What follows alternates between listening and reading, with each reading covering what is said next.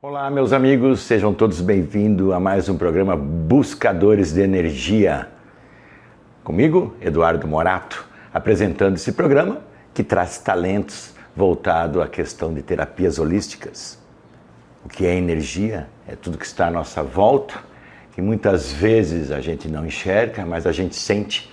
E a ideia desse programa sempre será trazer talentos, de renomes, que sabem do que falam sobre radiestesia, radiônica, tarô, astrologia e tantas outras técnicas que nos intrigam, mas que hoje estão muito mais presentes no nosso dia a dia. Caso vocês não saibam, tem históricos de terapia holística de 5.000 anos para cá. Radiestesia é uma delas e nós vamos falar hoje muito sobre radiestesia radiônica, que aliás, tinha um amigo meu que falava que a astrologia era a mãe das ciências. E eu rebati a ele, falei, se a astrologia é a mãe das ciências, a radiestesia é o pai. E vocês vão entender hoje por quê. Porque hoje nós temos o nosso convidado, o Alfredo, que vai se apresentar aqui para nós, um grande amigo, um profissional que eu admiro, conheço há muito tempo. Além de tudo, um belo de um velejador, que ele também vai contar de vez em quando aí um pouco dessa história. Mas ele vai falar para a gente o que é a radiestesia, para que serve a radiestesia.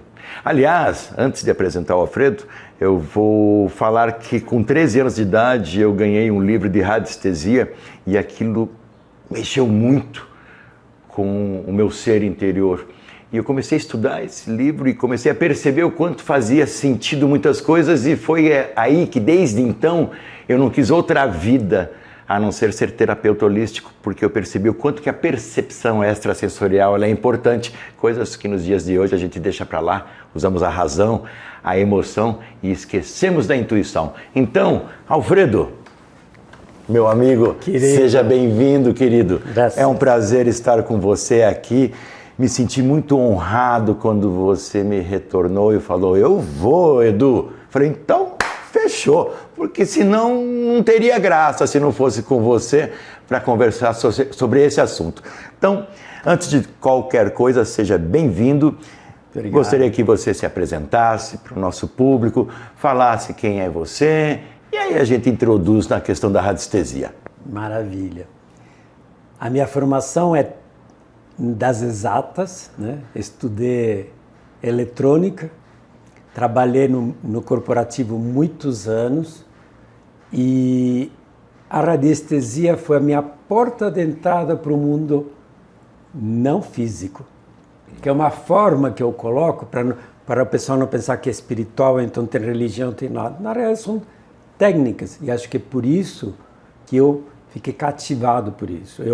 Como foi a porta de entrada, acabei estudando muitas outras coisas e eu sempre digo que de cada técnica a gente consegue pensar algo que é muito importante, mas a radiestesia me cativou pela possibilidade de ajudar pessoas, a possibilidade de alguém de exatas ter mais ferramentas para ajudar quem precisa, e muita gente precisa. Perfeito. Você falou uma coisa interessante. Muita gente às vezes fala do reiki, fala de outras técnicas. Algumas têm um cunho religioso, a maioria delas tem um cunho oriental. A radiestesia não, né? A radiestesia é universal. A radiestesia são técnicas. Os registros mais antigos foram no Egito. No Egito tem algumas informações com alguma imagem segurando o pêndulo. Os chineses já utilizavam para procurar água, para procurar metais. Então a radiestesia, aquela história dos nossos avós, bisavós, que iam com a forquilinha de madeira para procurar água. Exatamente. Isso é fato, isso é verdadeiro. Eu já fiz essa experiência e dá certo, né? Isso mesmo. Então a radiestesia, se ela não é uma crença, se ela não é uma religião, se ela é uma técnica, ela se utiliza do quê? Da nossa sensibilidade? Da nossa sensibilidade, a palavra e tem como treinar essa sensibilidade? Porque eu vejo que tem pessoas que falam assim, Ah, eu não tenho essa sensibilidade, eu fiz um curso, o pêndulo vira ao contrário, não se mexe. Fala um pouco sobre isso, então, Alfredo. Nós todos temos sensibilidade. Na realidade, nós nascemos com sensibilidade. Você sabe que nós homens temos um monte de coisas que não é para sentir. A gente é treinado desde criança, não pode chorar, não pode isso, não pode aquilo. As mulheres são abençoadas porque elas se permitem desde sempre ter a sua intuição, a sua sensibilidade, e nós precisamos nos abrir a isto. Agora, depois de mais de 30 anos de dar aula, eu digo, teve uma única pessoa em toda essa história que não teve resposta de pêndulo. E aí um dia eu perguntei, mas você quer ter resposta? Não, então tá bom, tá tudo certo. Você sabe, né, que muita gente fala assim, eu não leio tarô porque eu tenho medo da carta da morte. Eu não leio, eu não faço astrologia porque eu tenho medo de descobrir que vai acontecer comigo. São arquétipos. São arquétipos. É para você, né? Por exemplo, eu sou um virginiano com ascendente Capricórnio, então a minha vida ela é assim. Não, eu me utilizo dessas informações para melhorar o excesso do elemento terra na minha vida. Então eu sempre falo que no holístico tem que tomar muito cuidado, porque as respostas elas são caminhos. E aí, quando você aceitou o convite, eu fui fazer algumas pesquisas e eu vi que a polícia de Los Angeles, ela utiliza de alguns radiestesistas que têm uma percepção extrasensorial muito grande quando eles têm um caso insolúvel, por exemplo, de sequestro. Eles pegam a roupa, a foto e vai lá e é incrível como as coisas são assertivas. Não é comentado porque o pessoal ainda por um tempo levava para aquela questão de bruxaria e tudo mais, mas ela é física, a percepção. É isso, Alfredo? É isso mesmo. Sobre sequestro, eu vou contar um caso, se você me permitir. Claro. Eu tinha uma participação numa empresa que eu não atuava, eu só tinha comprado uma parte da sociedade e eram vários sócios. E aí a família que estava mais presente teve 2 irmãos sequestrados. E como pediram sigilo completo, não fala para a polícia, eu não fiquei sabendo, demorou um tempo. Aí um dia me falaram, olha, a situação está assim, foi sequestrado, sequestraram 2, liberaram um deles, você consegue ajudar? Eu falei, só que eu não vou procurar, eu vou trabalhar diferente. Porque com radiestesia a gente teria resposta, assim como você procura água, você pode procurar, por exemplo, um carro roubado, um bichinho que fugiu, ou uma pessoa sequestrada. Mas tem uma coisa que com a radiônica a gente aplica as energias para as coisas acontecer. Então eu comecei a trabalhar e eu falei, puxa, ele está sequestrado faz muito tempo, já fazia mais de um mês e eu não sabia. Acho que a primeira coisa é que ele não apanhe. Eu não sabia se ele estava apanhando ou não, mas primeiro que ele não seja maltratado. Então foi esse primeiro trabalho energético e em seguida comecei a trabalhar para que ele aparecesse em ótimas condições harmonicamente. Uns dias depois, ele percebeu que estava sozinho no cativério e saiu caminhando. Como ele era corredor, saiu correndo, correu alguns quarteirões até encontrar um orelhão e pediu para ir buscar. Não tem nada mais harmônico e em melhores condições do que sair sem briga, sem participação de, sabe, toda uma questão de alguém defender o sequestrado. Sim. E ele comentou depois, eu não sei o que aconteceu, mas durante muito tempo eu comia mal, não me deixava nem no banheiro, até levei uns murros, e aí pararam. E eu falei, nossa, que interessante. Eu estou comentando aqui, mas na verdade eu não falo disso, porque foi um caso, não é meu foco, meu foco é saúde, mas... Mas, Alfredo, se a radiestesia, ela é percepção extrasensorial, né? Que parece que na tradução do latim, né? Radiestesia é sensibilidade a irradiações. Exatamente. E eu treino isso, eu posso utilizar ela para infinitas coisas. Infinitas. Não é isso? Muito mais do que a gente imagina e pode Você sabe, eu conheci uma pessoa, uma cidade próxima daqui, que se chama Serra Negra, e ela fez o curso de radiestesia e o marido falou assim, bobagem, gastar dinheiro com isso e tal, e ela foi lá, peitou e fez o curso. E ela me contando, né, porque ela era a cliente minha de terapia, ela falou, Eduardo, você não sabe. Um vazamento no terreno de casa, e lá as casas são grandes, os terrenos são grandes, e Serra Negra tem muita água, muitas vertentes, e ninguém conseguia achar o tal do vazamento. Aí cheguei na frente do meu marido, mais o cara da sonda, do encanador, do pedreiro, fui lá com a minha varetinha, tudo mais, a hora que cruzou, eu falei, pode furar aqui.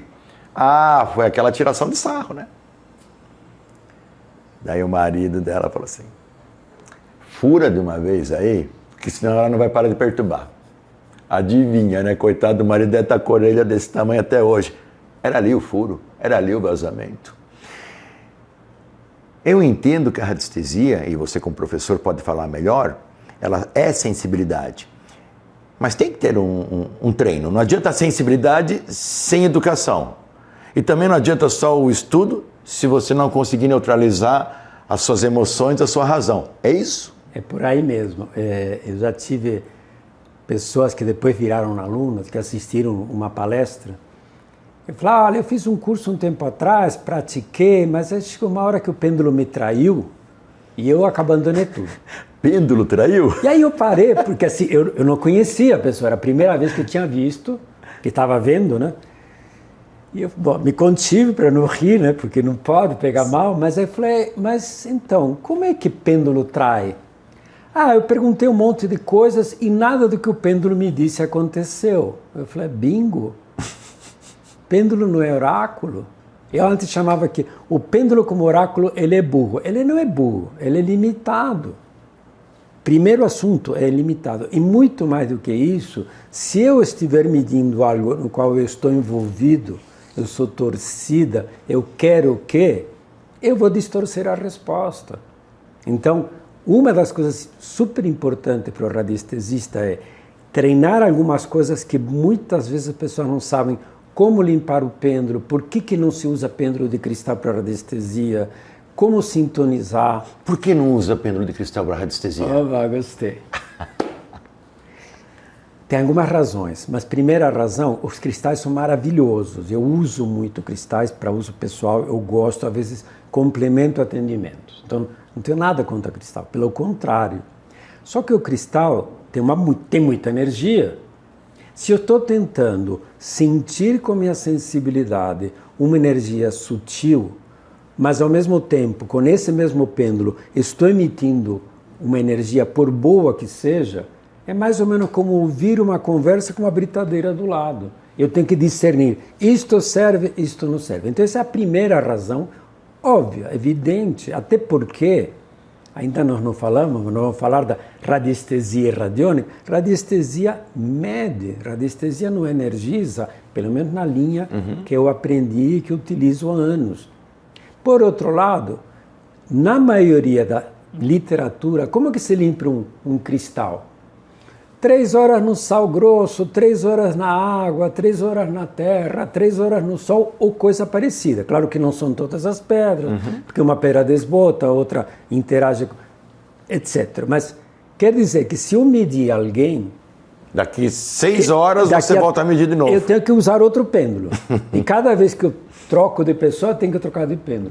Por isso que a gente utiliza pêndulos que não são de cristais. Perfeito. Que são neutros, ou seja, um pêndulo de madeira. Mas olha, Alfredo, você me alertou para uma coisa. Se você pegar livros antigos de radiestesia, você vê o pessoal usando muito pêndulo de cristal.